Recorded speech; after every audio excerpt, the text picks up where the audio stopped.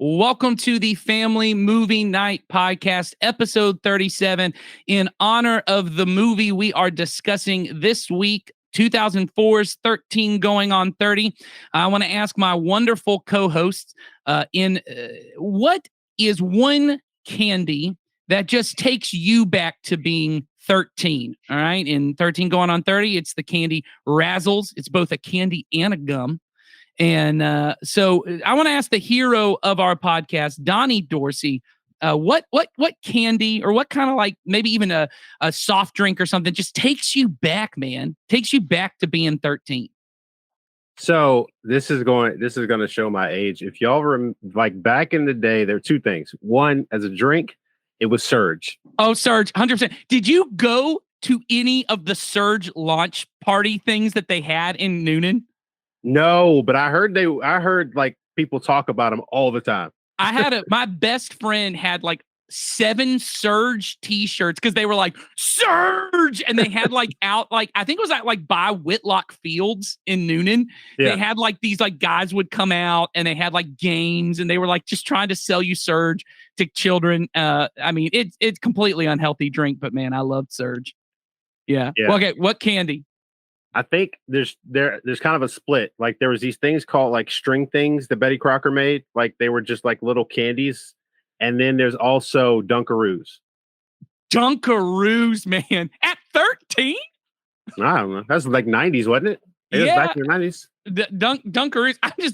I love Dunkaroos, man. Dunkaroos. That takes me back though. Like it's like because like getting that snack and you open it up and you. Well, do you remember that like parents would be like, you kids want a healthy snack? Y'all take some cookies and pure icing. All right. Sawyer Hewlett, the villain of our podcast, Judy Greer's Lucy of the Six Chicks. Sawyer, I think you would have made a wonderful first man in the Six Chicks. I'll take that. I'm okay. I'm okay with Judy Greer. Yeah. All right. What's your go-to snack or candy from 13? So like, look, that's only 13 years ago. Okay. That's half my age. Okay. And so that's not that long ago. I mean, like I had this last week, hot tamales and a cream soda at 13 and 26. Those are still pretty great. Okay? That sounds like a deadly combination for me at my age, which will be undisclosed at this point. But that is a rough combination. But I applaud you. Live it up as long as you can. And of course, the mom of our podcast, Heidi Cooper. What's going on? What was your go-to snack at 13? So my favorite candy was Sixlets. Oh, I remember like M&M's, but better. Mm-hmm. Yes. And were they gum? I could never figure out. Was that gum? No, it's just candy. No, yeah, just chocolate, and you could like pop. They were in a little row. Mm-hmm. In the package. You could just pop. Oh, you know what I thought when you said Sixlets the first time? I now remember what you're talking about. I thought you said Chiclets. Oh, Chiclets. No, that's gum. Chiclets was what came to mind. That is gum. But it really wasn't gum because, I mean, it didn't last very long. But yeah, right. Sixlets, I do. Yes, I do remember Sixlets. Yeah. Yes. Sixlets were the ones that were like, it was like a smaller version of an M&M. Like candy, like chocolate candy. Oh, yeah. And what a ripoff as an adult, I understand now. Like, because my kids would be that way. Like, let's pay $2.50 for 6 little mini M&Ms, and I'm like, just buy the M&Ms. It's a better value. And they're like, but it's cute because they're little. Ooh, I forgot about Squeeze-Its. Ooh. Oh, how did I forget about Fruit Gushers, man? Yes. I used to love fruit. Do they even make Fruit Gushers anymore? They do. Oh, yeah. Donnie's that's the sound of a dad. That's the sound of a dad who buys his kids candy and then eats it all. Oh no, they make it. What's funny is that Donnie and I both said it at the exact same time, and we were both shaking our head, but mine was muted. We both said they do.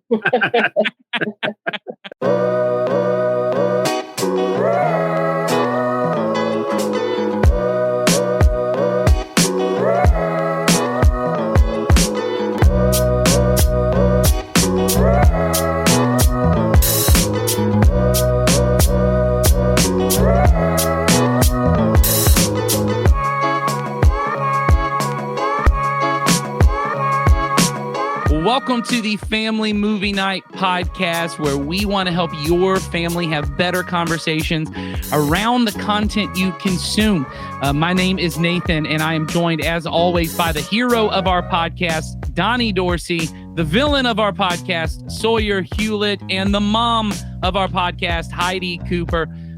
We are so glad to be here today talking about a great film from 2004 that we think is great for your kids, but we also think your teenagers would be into this movie. It's called 13 Going on 30. It stars Jennifer Garner and Mark Ruffalo, and it is about a girl who is sick of the social strictures, which I thought I had to read that 3 times to figure out, is that supposed to be structures or strictures? It is strictures.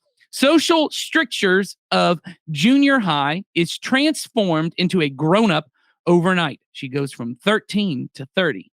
In this feel-good fairy tale, teenager Jenna wants a boyfriend, and when she's unable to find one, she fantasizes about being a well-adjusted adult. Suddenly, her secret desire becomes a reality, and she is transformed into 30-year-old Jennifer Garner. But adulthood, with its own set of male-female challenges, isn't as easy as it looks. But before we get to talking about that today, Donnie Dorsey, why don't you tell them what we do on this podcast? Yeah, so on this podcast, we encourage every family at Community Christian Church to have a monthly movie night to help you and your children build memories, start conversations that'll matter. The goal of our family ministry is to help you raise your children to love Jesus and his way of life above all other things. And we know that critical to that is for you to have a routine, regular time of connection and some shared experiences that'll help you build stronger relationships. And, movie nights are great opportunities to do that, because movies are, they're not just an easy way to share, laughter and joy, fear and sadness in a safe environment, but, they give us a chance to talk about what matters most in a way that's meaningful and memorable with our children. And, on this podcast, we want to not only recommend some movies you could watch on your monthly movie night, but, give you some ideas of meaningful conversations you could have with your children during or after the movie. And as always, the point of this podcast is not to add one more thing to your to-do list as parents that you're going to feel guilty about, but we want to make it easier for you and your kids to enjoy being together and for you to be able to have conversations with them about your love for Jesus in a fun and memorable way. And so we're going to have a lot of fun talking about these movies because we just want to keep things light and enjoyable. But we also want to give you handles, as we've said, to talk about not just Jesus, but about Jesus' way of life. And this is what I mean. There's often a way when we, as Christian parents, want to watch movies with our kids. There's a way in which we think our job is to figure out everything like it's a parable of Jesus. And who is the person in this that's supposed to be Jesus and which person is supposed to be me? But really what we want to do is to watch the movie and be able to talk about the movie on its own terms. And what is this movie trying to say? What is the message it's giving to our kids? And let's find a way to have a conversation. And we're going to give you a way to talk about that with this particular movie. But in just a moment, we're going to do that, because first, we just want to talk about how this is a fun movie and why we think you and your family, your kids, your teenagers will enjoy this. So let's just talk about 13 Going on 30. Let's go ahead and just start with the villain of our podcast, Sawyer. Is this your first time seeing 13 Going on 30?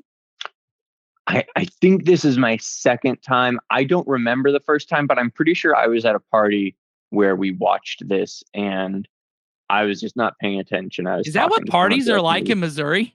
No, that's what parties are like. You go to a party and they're like, guys. No, that's what parties are like at Bible college. Okay. Oh, gotcha. Yeah. Okay. We turn on 18-year-old movies starring Jennifer Garner. Correct. And so I'm pretty sure I watched it there once, but I didn't remember anything from it other than just like, yeah, it was a kind of a fun movie. This time, I actually really enjoyed it.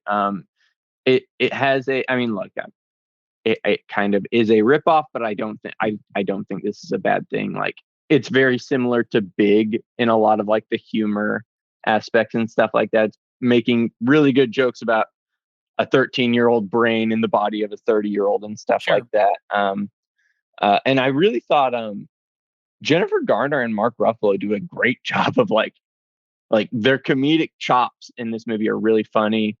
And then we're gonna get into it. The first act is such a good like framing up of where the movie is going. It was just a really on as I don't know what genre you would put this in. I guess it's like a family movie, I guess. Whatever genre this is, it does it very, very well is the thing. In terms of I would call this a romantic comedy. I think it's hard. It's a rom-com. I don't disagree. I guess I just hesitate to call a movie about two 13-year-olds falling in love a rom-com, but it is a rom-com. But yeah. I'll say this.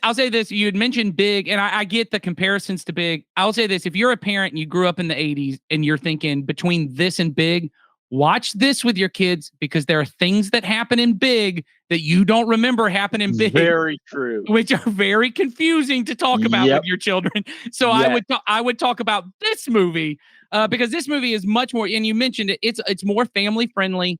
There's really not a ton that I think of. There are a couple like jokes and references to the fact that she has a boyfriend and that they're obviously, I guess they're not really living together, but they're obviously sleeping together. And there are some kind of jokes about that. But like my kids have watched this like twice. They love it. And it really goes, if your kid is too young to understand it, it'll go right over their head. None of it is very explicit. So I think, the fact that this movie is rated PG-13 is a sign of what movies were in 2004. If this movie came out today, this is a PG movie. Like, no doubt in my mind. And I don't get past it. You should read the Parents Guide. There certainly is discussions of more adult themes, but they are done so, and I think really well from the perspective of what a 13-year-old would understand of adult issues, as opposed to Big. I just to hit on Big again. I think Big is problematic in lots of ways. Whereas 100% is. So, but this movie, I agree. Very fun, very heartfelt. Did it move your cold dead villain Judy Greer heart by the end of this one? You didn't get swept up in the romance a little bit. Okay, so it was good. I would compare the romantic aspect of this movie to that of like Princess Diaries. It's fine. I thought the humor in this movie is much better. Are you maligning the Princess Diaries? No, I love the Princess Diaries, but both of these movies work better when they're trying to be funny rather than like heartfelt and sincere. Okay. It's the same thing. It's like what Crazy Stupid Love does better is the thing. Crazy Stupid Love is funny and sincere. These movies are just really, really funny. I think I'm going to blow your mind. Okay. Crazy Stupid Love, not that romantic. Oh my god. That doesn't work that well. Just another It isn't super romantic. I will grant you that, but it is super funny. It is funny. It's a funny movie. All right, let's go to the hero of our podcast, Donnie Dorsey. What do you think as far as about families watching this movie? What do you think? Do you think families are going to enjoy this movie? Yeah, I mean, I think it's definitely easy watch. I think the comedy like kind of transcends like different age levels because there are things that are always present for almost anyone, whether it's an on-screen joke, a physical comedy, or if it's like just some good dialogue. Like it can resonate with you. And I think like kind of going to what Sawyer was talking about, is like I think this falls more in line with like more like The New Girl, like in like that awkward romantic type of thing. Yeah, like it's funny and also kind of cute, but it kind of like balances on that awkwardness kind of thing. Well, I think you bring up awkwardness. That goes to, once again, the way that I think this movie does better of portraying, as well as a 30, almost 33-year-old man could understand a 13-year-old girl's mentality.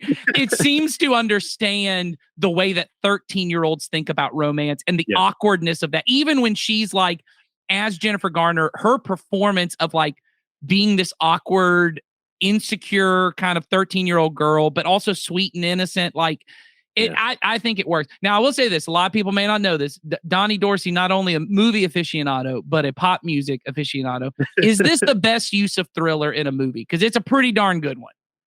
I say it's up there. I'd say it's definitely top 5 because the fact that they did it well.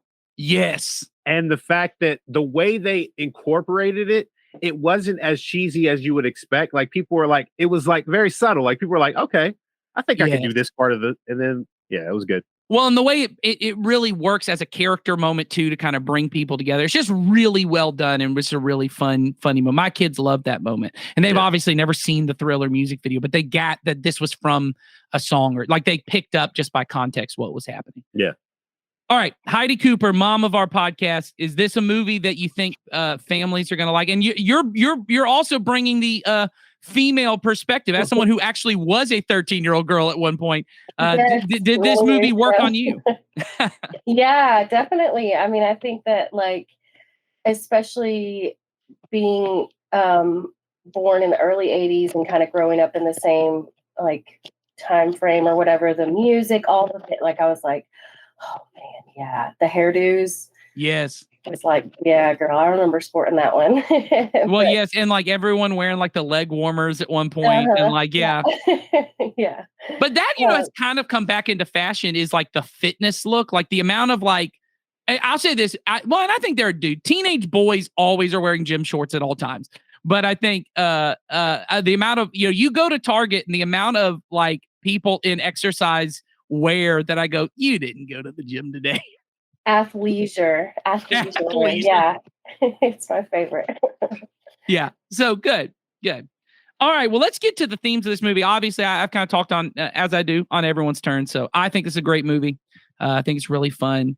And I think families are going to enjoy it. And I think especially, once again, as a dad with girls, this gives me a lot of conversations to have with them, because they're all at different levels. Right. I have a daughter who is almost 11. And so she is kind of at that preteen introduction to puberty and hormones and all of that kind of stuff. And she's starting to kind of think through, what's it going to be like to, you know, be a teenager, and what's it going to be like to grow up. And then I've got younger ones that think it's kind of cool to even just look up to a preteen. And so all of them it gives lots of good family kind of conversations.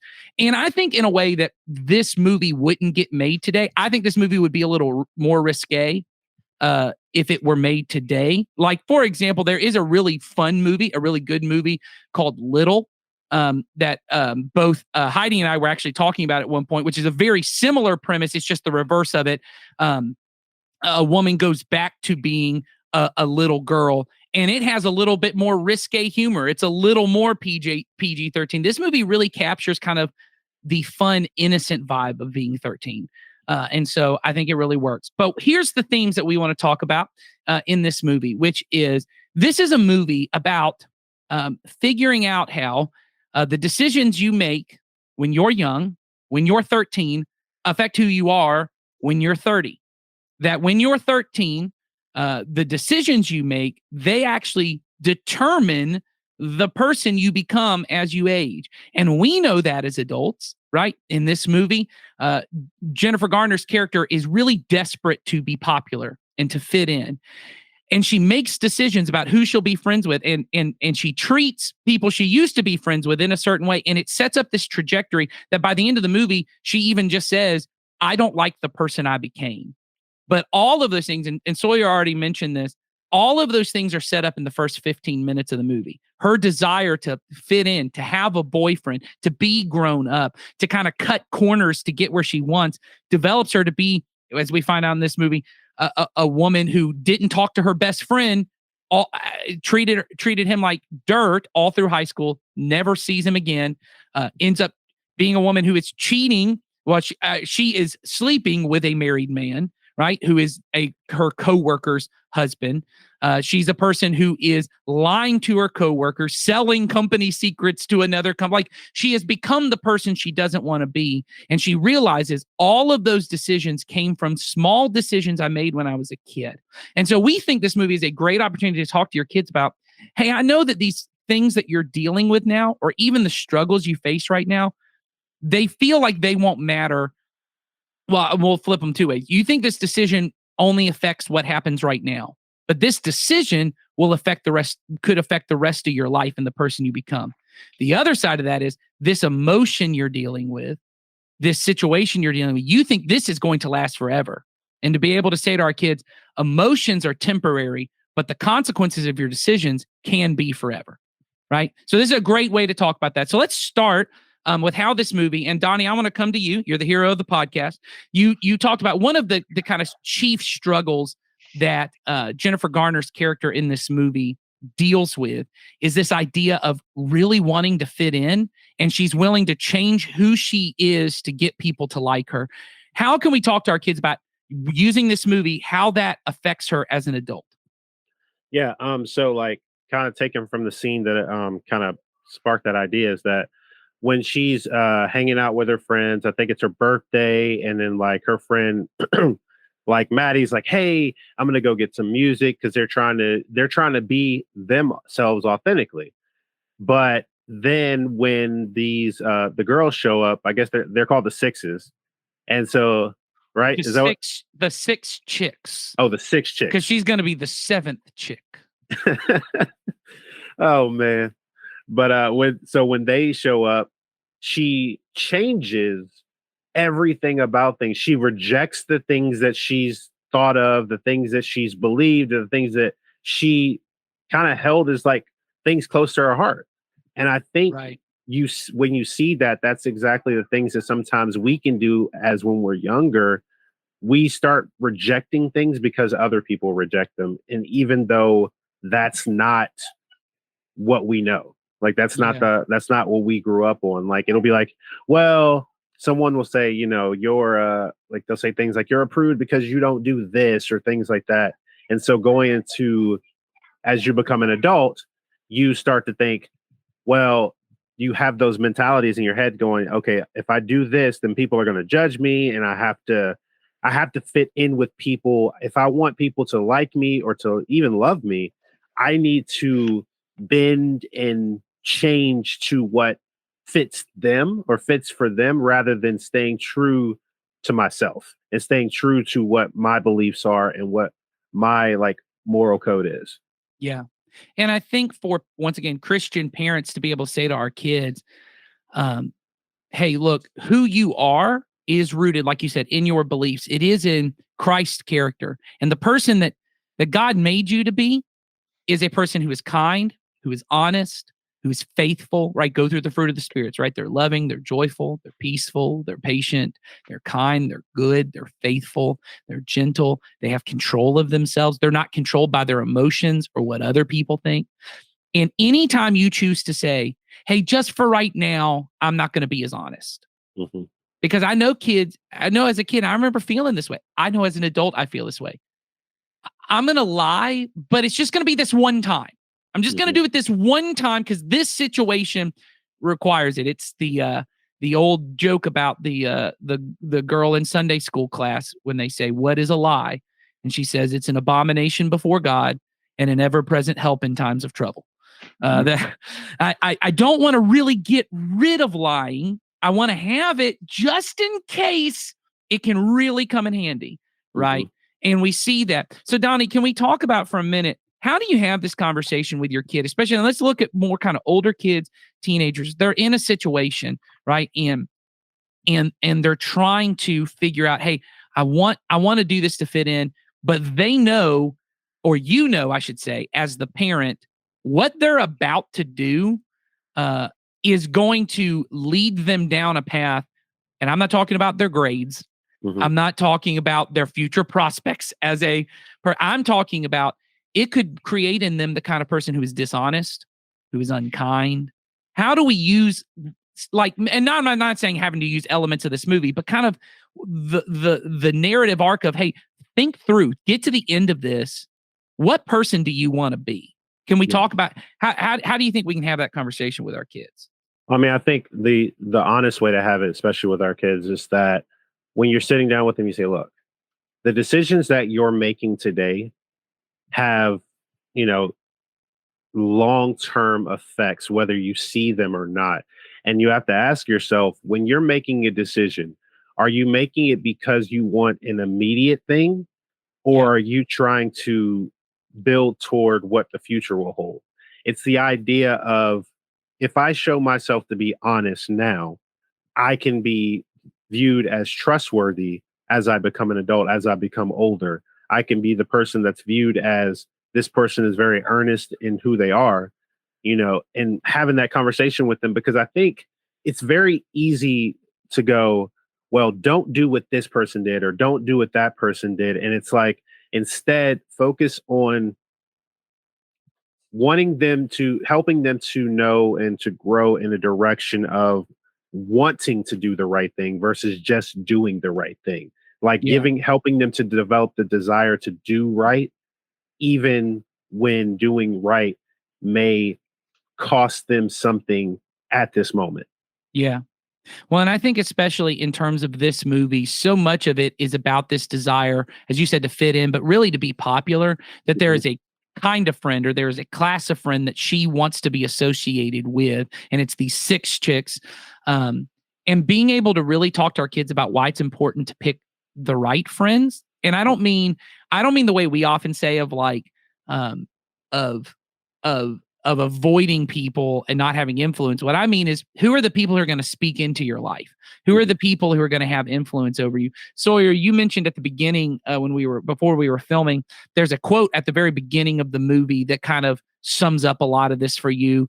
Do you remember what that is? Yeah. So at the very beginning, she says, I don't want to be original. I want to be cool is the thing. And something that you pointed out during that part of our conversation, Nathan, is no middle schooler would ever say that out loud, which is correct. No middle schooler is ever going to say that out loud.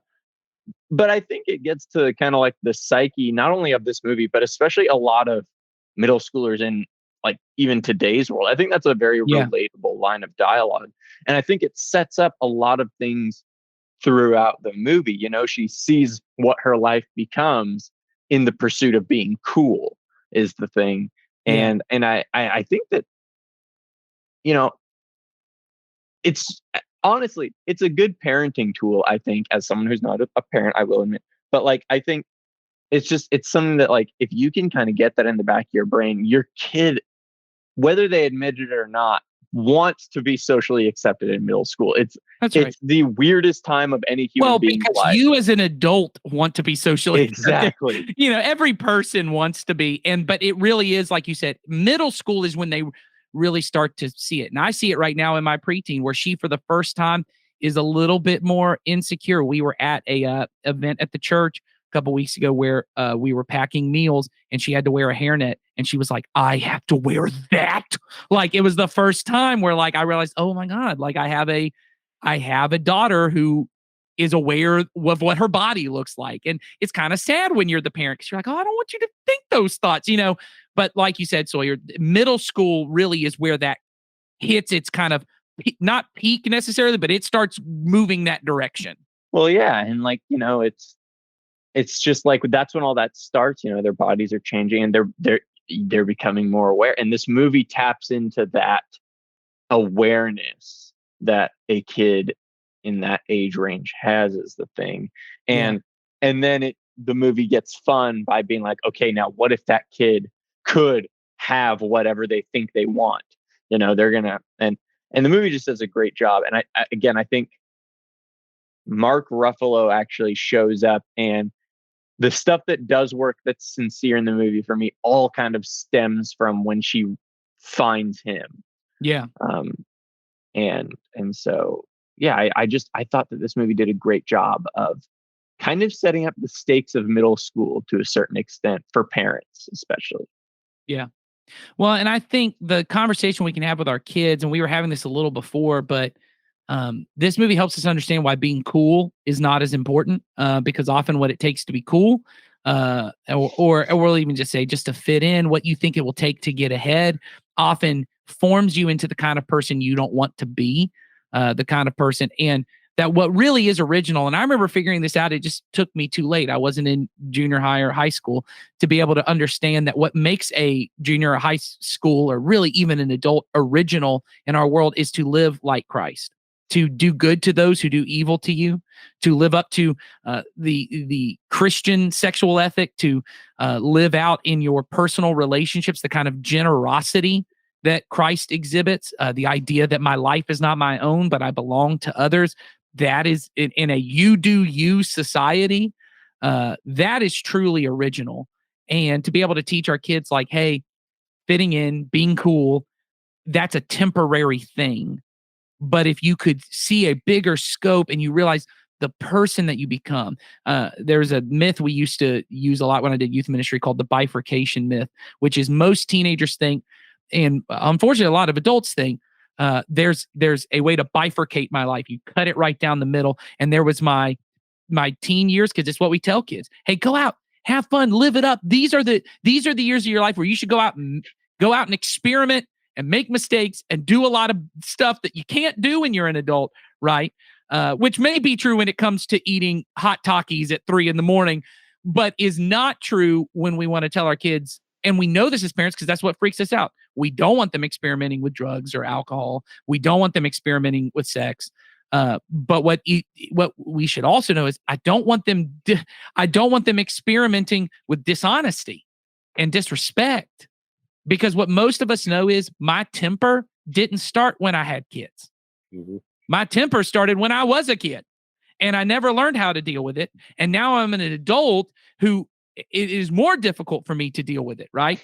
I remember my dad used to say that people are like concrete, and that when they're young, they're moving so much and they're changing so much that everything's really soft, and you can make really small changes. When you go to concrete, when it's still soft, you can just make little tiny imprints, and then when it hardens, it becomes fixed forever. And he says the older you get, it's harder to keep moving that concrete. And he said, if you can make the right kind of changes when you're young, when you're a kid, it will set you up on a path for the rest of your life that will just benefit you. And that's something we can teach our kids. Now, once again, saying it to our kids is not going to get it through.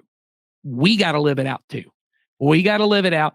And I think a good way to do this, as Donnie had already said, is admit where we messed up, to be able to say to our kids, hey, when I'm having the conversation about, hey, I know you think this decision doesn't matter, point back to some of the things I still struggle with right now. They're things that I started when I was in high school, or they're things I started when I was in middle school, or when I was 7, or when I was 8. I never learned how to deal with my temper. Or, hey, I never got control of this lust. I never got control of this greed. I never learned how to spend my money and save it and give. And it's hard for me now, and I don't want that for you, right? Don't allow the thing of them going, well, you did it too. Yes, that's right. That's why I'm telling you this. I did it, and I know it doesn't work. Yeah. And the honesty of my family, my parents with me was always huge. It was always huge. You're gonna say something, Donnie? Yeah, I was thinking about it, like, in as much as I remember hearing the phrase of, or even for myself, wanting to grow up and wanting to grow up because, being an adult was going to be the greatest thing in the world. And then realizing as soon as I hit 18, it was like, nope, rewind, pause. Where's trying to get back. But like, I also realized that, like you said, as we get older, looking back, it's so interesting to see the little seeds that were planted that still grew because we either didn't have a person that was willing to speak truth in our lives, or in the middle of like speaking truth, we didn't have opportunity. We didn't take the opportunities to curb it. We would like lean into it more, because it's like the idea is like the kid that, didn't speak up because they thought their idea wasn't good and it was actually really good. It was just different.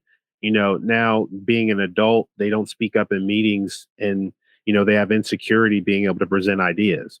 Yeah. And the same thing goes with like, maybe, the kid that now is the shy one that doesn't speak much is maybe because they haven't built the confidence, because they've constantly just tried to fit in rather than trying to be something different. Because, like if you look at the example in the Bible, like Moses was like, I don't speak good. I don't do good speaking things. God, you just pick somebody else. And it's like, nope, I'm going to use you. Like, no, but I don't speak well. I don't do the words, Yeah. Like, well, and I think that, go ahead. No, and I think it's just that I think it's those little seeds that are planted from earlier interactions, earlier experiences in life. And then we go, oh, this won't matter in the long run. It's like, yeah. And then 30 years later, I still struggle with that particular thing because I didn't take care of it sooner on in my life. Well, and this is not the point of this podcast, so I don't want to labor too much on this one point I'm about to make. But most of what we teach our children is caught, not taught. And what I mean is we often just want to tell them those things. We as the parents are the ones who have to put them in positions for that to happen. So you have a kid who doesn't want to speak to adults. I'm really quiet, and I have a kid who doesn't ever want to, and the adults stare and they will not, they will stare you down until you walk away. So what I try to do, because I know is what Donnie said, some of that's her temperament, but some of that is going to be a cancer the rest of her life, that she can't speak her mind and she can't tell people. So we practice things. Every time the waitress comes around, Daddy doesn't order for you. Yeah, I know you're 8. You order for you. And if you can't speak up, you don't eat. And they eventually speak up, because I know that's a thing. I've got another kid who I'd say, hey, this temper of yours, this blurting out everything, that's a real problem. And I can teach them that, but I can also go, hey, I'm going to put you in a position. And when other people are mad at you and other kids don't want to play with you, which happens, Daddy's not going to step in and make your sisters play with you. I'm going to let you sit in them. And I've told them this before. There's nothing wrong with you. There's nothing wrong with you. And I have to say to them, hey, God made you to be a thinker. God made you to be a thinker. And that's a great thing. But the point of God giving you such great thoughts is that you would share them. So you got to learn how to speak up and share them. And I've said to other kids, God made you to be strong, and he's made you to have quick decisions and be able to know what to do. And that's why you speak your mind so clearly. But you also need to listen to other people and stop talking so much. Like being able to say that to our kids. And I can teach them that and say it. But if I, as the parent, don't enforce that and make it happen, if I allow them to live in fear or to live and to never feel the consequences of the bad decisions they make, it won't ever change for them. And so my job as a parent is to love them and to help them see, hey, this is how God wired you up, but here are the unintended consequences you can't see. Now, Heidi, you had a great point when we were talking before, and I kind of want to get us towards the end with this idea, which is that you as the parent, you were talking about how important it was for you to kind of figure out for them. You were talking about your son who's now an adult, but when he was a teenager, being able to kind of try and help, you wish you could have helped him understand, hey, this thing you're going through right now, or this feeling you have right now, or this situation you have right now, that's a temporary kind of thing. And I know it doesn't feel like it is, and this is a big deal, but the decisions you make, those are forever. The consequences of what you do, those are forever. So can you talk about how as we as parents can help, especially, and I'm talking more like teenagers than little kids, how do we have those kind of conversations with our kids? So I think like one of the things that I used to just try to tell him was that like this feels like the biggest thing, but if you just give it a little bit of space, a little bit of time, because, I think so much of what we do in life, just in general, is like reactionary. And so if we can begin at those really, even younger than teenagers, but it's easier to have the conversation, obviously, when they kind of understand it and see it at play. But like, just to like pause, give this whole massive thing that you feel like is ending your life a little bit of time. And then you'll see, either a good night's sleep or a week of, a weekend of being away from your friends during the school year. It really gives some space for things to sort themselves out, And I think it's just like one of those things of teaching them to, respond to things that happen versus reacting to things that happen. Yes. And then just letting those things kind of navigate the path that they find, reacting and then something else and reacting to that and something else, to be more intentional with the steps that they take towards their decisions. Yeah.